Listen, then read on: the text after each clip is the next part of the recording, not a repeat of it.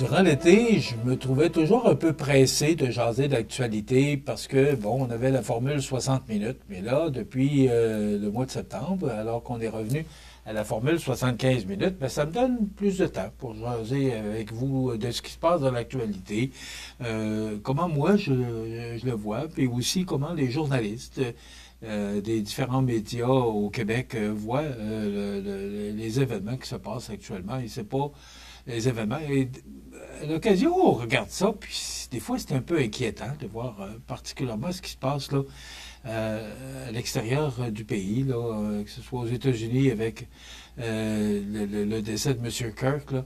Également, ce qui se passe avec en Ukraine, voilà. Ce qui se passe aussi avec M. Poutine, là, qui envoie des drones un peu partout, là, ben, un peu partout, en Pologne et en Roumanie, là. Alors, là, il se passe aussi, il y a des exercices militaires là, qui se passent au Bélarus, c'est juste à côté de la Russie. On suit ça de très près. Ce qui se passe également à Gaza, parce qu'on sait, et on voyait des images ce matin sur les réseaux nationaux, que l'Israël est maintenant sur le terrain. On voit des soldats à terre pour pouvoir prendre la ville de Gaza. On pourra peut-être en parler un petit peu plus loin, mais on sait que hier, M. Rubio, qui est en tout cas, c'est lui qui s'occupe des affaires gouvernementales pour les États-Unis. Je ne me souviens pas de son titre exactement. On pourra, comme je vous dis, en parler un petit peu plus tard.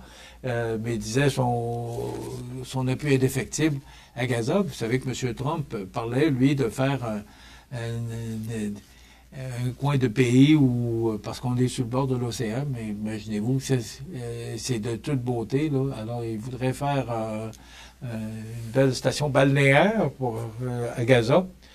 J'ose imaginer, et je ne sais pas si vous avez remarqué lorsqu'on regarde des images, il ne reste plus rien, il reste plus grand-chose à Gaza. Donc, c'est une ville à reconstruire, que ce soit que le rêve de M. Trump se produise ou non, là. Il faudra un jour reconstruire, mais il faut d'abord penser à ces gens là, qui sont dans la détresse. C'est épouvantable ce qui se passe là. On essaie d'imaginer là, comment ces gens-là vivent alors qu'il manque d'eau, il manque de tout. On voit les jeunes avec des casseroles lorsqu'ils apportent la nourriture. Là. C'est épouvantable comment ces gens-là sont dans la misère. Alors, il faut des fois apprécier notre coin de pays. On pourra en parler en détail un petit peu plus tard là, dans l'actualité, mais d'abord, sur la scène locale et régionale, Montmagny qui signe des conventions collectives historiques pour ses employés municipaux. Moi, c'est le mot historique qui m'a un peu... Pourquoi historique? Ce qu'on dit, c'est que la Ville a franchi une étape importante, le 11 septembre dernier, en ratissant ou en signant la nouvelle convention collective avec ses cols bleus et ses cols blancs. Normalement, dans le communiqué de presse, lorsque des conventions comme ça se signent, vous allez dire, bon, il chiale encore, là, mais c'est pas du tout ça. Mais j'aurais aimé qu'on nous mette quelques chiffres, qu'on puisse vous les transmettre, mais probablement, parce que ça a été entériné lors d'une assemblée publique, alors possiblement que les chiffres ont été élaborés lors de l'assemblée publique, je ne sais pas, j'y étais pas. Et je ne savais pas qu'on pouvait signer ça là, lors de l'Assemblée publique. Alors, possiblement qu'il y a des chiffres qui ont été donnés. Mais ce qu'on nous dit, c'est que cette convention couvre du 1er janvier 2025 au 31 décembre 2029. C'est une reconnaissance concrète du travail essentiel réalisé chaque jour par le personnel municipal. Il y a 62 employés municipaux. Il y a 26 cols blancs et 36 cols bleus qui profiteront directement de ces nouvelles conditions. 80% des cols blancs ont voté pour le renouvellement de la Convention et 87% du côté des cols bleus.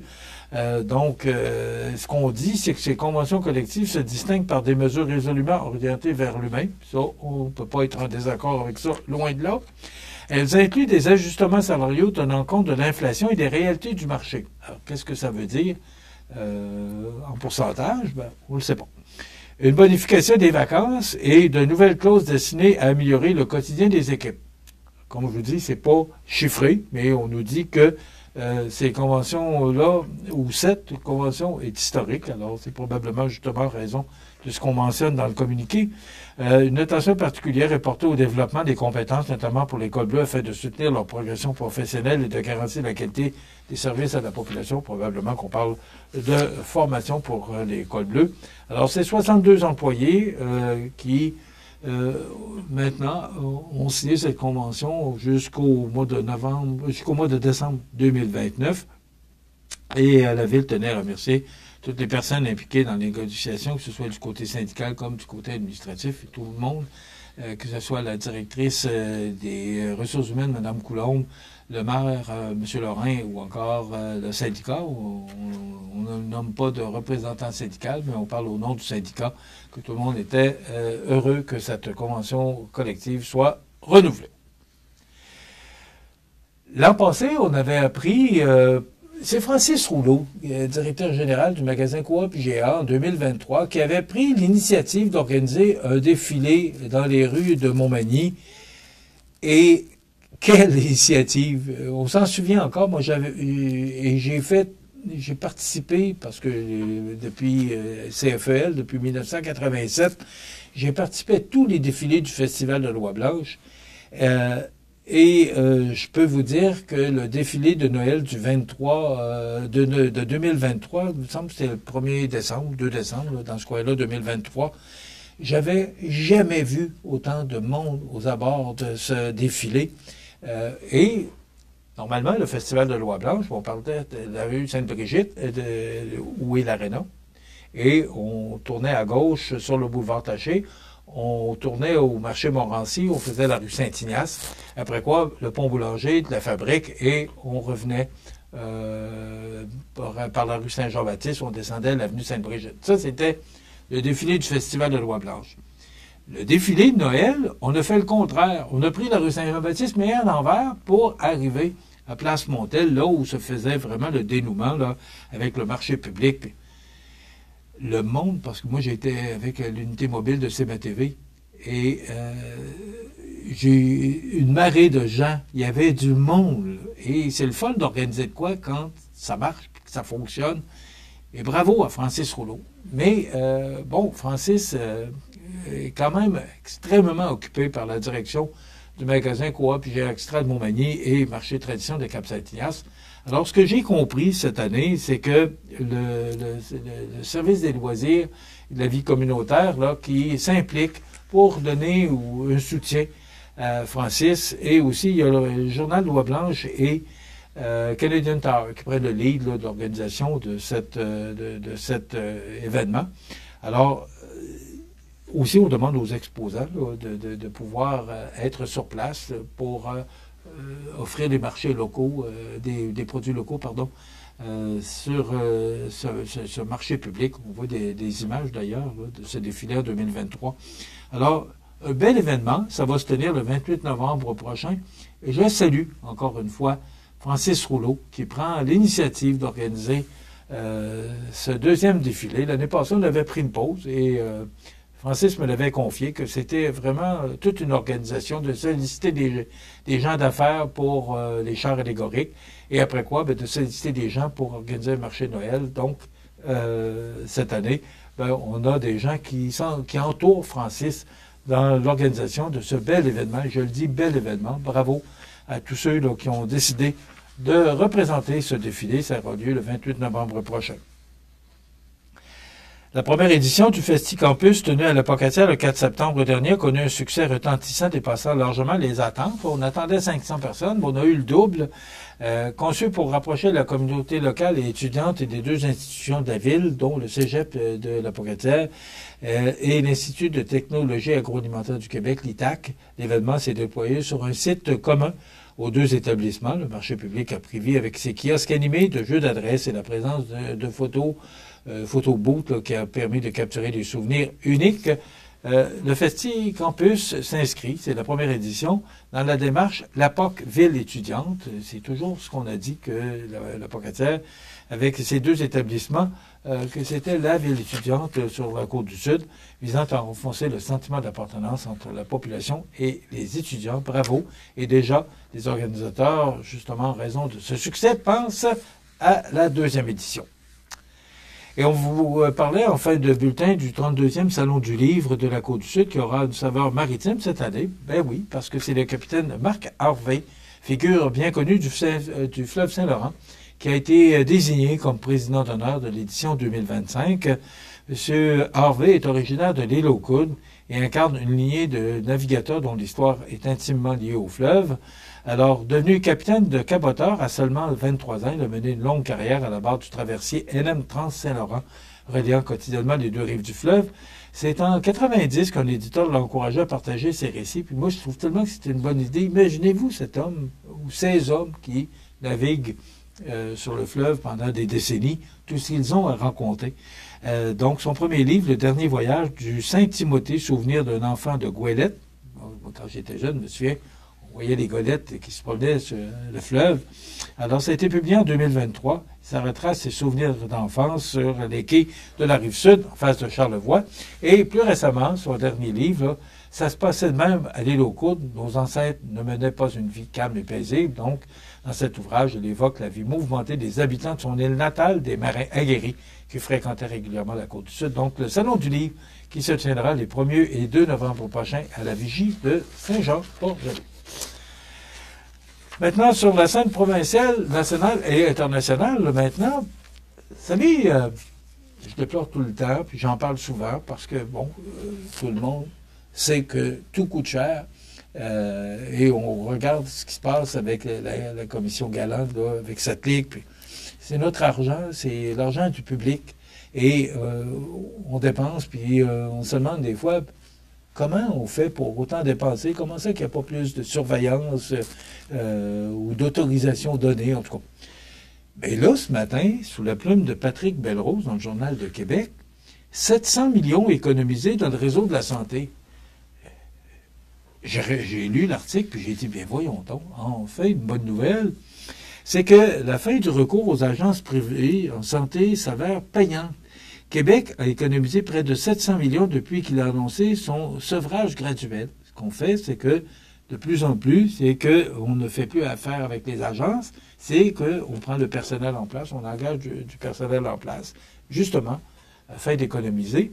Et là, ça donne des ouvertures pour des postes, parce que n'ayant plus ces agences-là qui fournissent du personnel, là, ça crée des ouvertures de postes. Et il y a près de 5000 postes que je voyais hier sur les réseaux nationaux, là, qui auraient été comblés récemment là, dans le réseau de la santé. C'est une sacrée bonne nouvelle.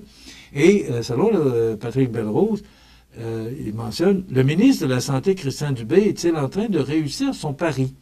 Depuis le mois d'avril dernier, Québec interdit aux hôpitaux et aux CHSLD des grands centres urbains d'embaucher des infirmières, des préposés aux bénéficiaires et d'autres employés issus du privé, à quelques exceptions près. Les régions semi-urbaines devront s'y plier dès le 19 octobre prochain, suivi des territoires éloignés l'an prochain.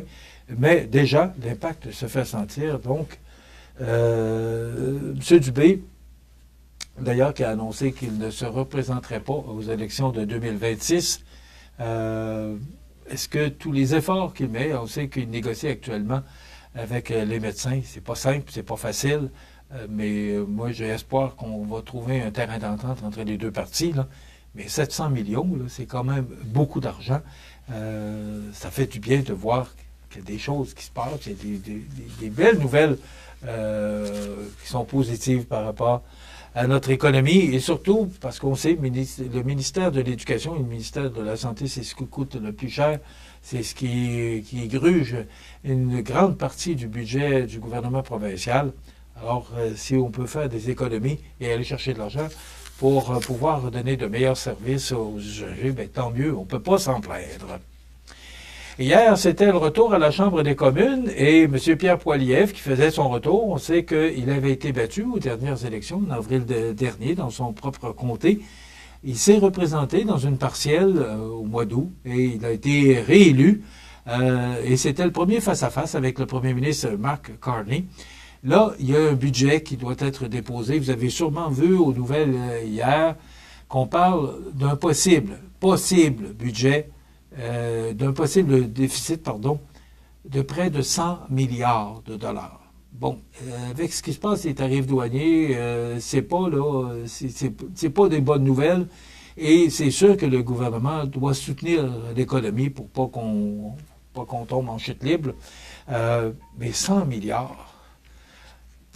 Là, on parlait que là, M. Carney, parce qu'il n'y a pas un gouvernement majoritaire, alors il se cherche des appuis pour présenter son budget. Et là, est-ce que les autres partis seront intéressés à appuyer le budget de M. Carney avec 100 milliards de déficit? Pas sûr. Mais je ne suis pas sûr non plus que les partis vont vouloir s'opposer au budget. Et ça pourrait même, ce que j'entendais des spécialistes, et je le dis au conditionnel, ça pourrait mener à une autre élection parce qu'on pourrait faire tomber un gouvernement minoritaire. Et il semblerait qu'il n'y a pas un parti qui est intéressé à ça. Alors, M. Carney, hier, qui disait, faites-moi des propositions, puis on va voir qu'est-ce qu'on peut faire, mais on va trouver des moyens pour s'entendre. Et M. Poilievre, qui a mentionné, il y a quelques semaines de ça, qu'elle ait collaboré avec le gouvernement dans la mesure du possible. C'est un chef de l'opposition, il est là pour s'opposer, mais qu'elle ait, dans la mesure du possible ou dans des projets qui sont intéressants, supporter le gouvernement libéral, parce que, bon, comme il n'est pas majoritaire, on peut le renverser à tout moment, mais je ne suis pas sûr qu'il y a aucun parti qui est actuellement à la Chambre des communes qui est intéressé des élections, parce que, d'abord, ça coûte cher au public, mais ça coûte cher aussi aux partis. Or, je ne suis pas certain, et pas certain non plus que, comme les élections fédérales se sont tenues au mois de avril 2025, avec ce que ça coûte, bien, pas sûr qu'il y a de l'argent dans les coffres, beaucoup d'argent dans les coffres des partis. Aussi, on apprenait que les baisses, il y a eu des baisses dans la vente de véhicules électriques. Ça a chuté quand même passablement, alors que les ventes ont chuté de 40% en juillet dernier par rapport à juillet 2024, selon Statistique Canada. C'est sous la plume de Mathieu Boulay ce matin dans le Journal de Québec, mais on comprend qu'il y avait des subventions extrêmement intéressantes, tout près de 12 000 $. Et là, il n'y en a plus de subventions. Alors, la vente de véhicules électriques qui chute, mais pour la même période, ce qu'on dit, c'est qu'il y a eu une augmentation de vente de voitures au mois de juillet. Donc, toutefois, la vente des véhicules, toutes catégories confondues, a bondi de 5 % entre le 7e mois de 2024 et celui de 2025. Donc, c'est une bonne nouvelle, mais les véhicules électriques, bien, c'est quand même assez dispendieux comme véhicule. Et le fait d'avoir des subventions, bien, ça aidait les gens à pouvoir se munir de ces véhicules. Beaucoup de gens en ont profité. Alors, sûrement qu'il y aura des nouveaux programmes présentés par le gouvernement pour inciter l'achat de voitures électriques. C'est déjà complet. Demain, notre chronique culturelle, c'est ce qu'on vous présente. Je vous souhaite de passer une excellente journée en ce mardi du 16 septembre. On se retrouve demain pour une autre émission d'information sur la Côte-du-Sud. Bonne journée.